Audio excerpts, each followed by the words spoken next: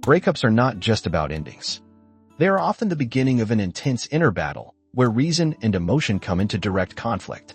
The title of this article, "The Ex You Can't Get Over," refers to exactly that kind of relationship which, though ended, continues to live on in our minds and hearts.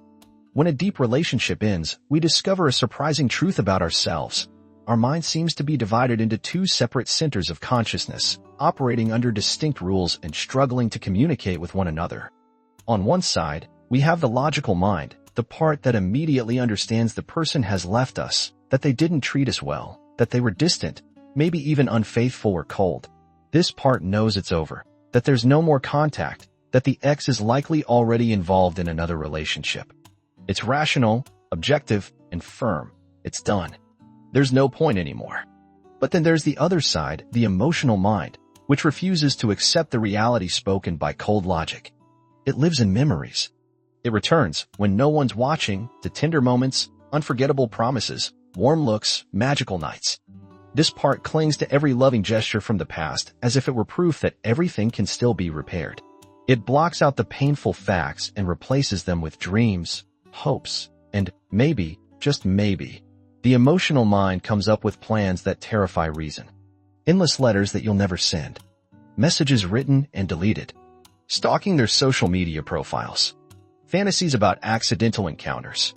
And each time, the rational mind tries to put out the flames, they don't love you anymore. If they wanted to come back, they would have. What kind of love leaves you in ruins? But the emotional mind is primitive. It lacks nuance. When someone has loved us and promised to always be there, this part of us truly believes that promise will remain true forever. It's like a child who's been abandoned but still waits at the door, hoping mom or dad will return. Or like a loyal hunting dog that stays in the forest by the body of the one who's no longer there, unable to understand that time has passed and nothing will ever be the same again. It's exactly this conflict between the two parts of ourselves that causes such pain. Emotions aren't in a hurry. There's an old Arabic saying, "The soul travels at the speed of a camel."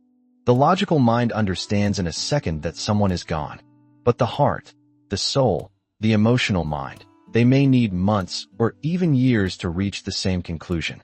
During this time, warning signs may appear. Anxiety attacks, insomnia, deep melancholy, a longing that feels impossible to contain. That's when we feel the need for some kind of internal intervention. It might be a journey, a therapy session, an honest talk with a friend, or simply the decision to install a dating app. Not because you're ready, but because you want to see that life still goes on. After a while, maybe a long and painful while, a kind of truce is formed between the two parts of the mind. Reason says, you can still believe in them if you need to, but let's also focus on the present.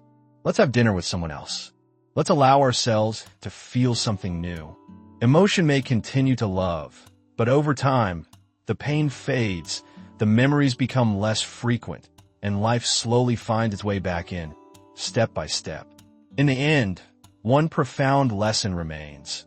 Love is a colossal force. It can lift us up, and it can crush us. And no matter how naive or rational we may be, our heart doesn't work like a switch. It has its own rhythm, and healing doesn't necessarily mean forgetting. It means remembering without it hurting anymore. If you like this video, give a thumbs up and share it with your friends so we can keep making them. For more videos like this one, hit the subscribe button and don't forget to click the notification bell so you'll be notified of our next post. Also, if you want to learn more about many other interesting topics, don't forget to watch our other videos. Thanks for watching.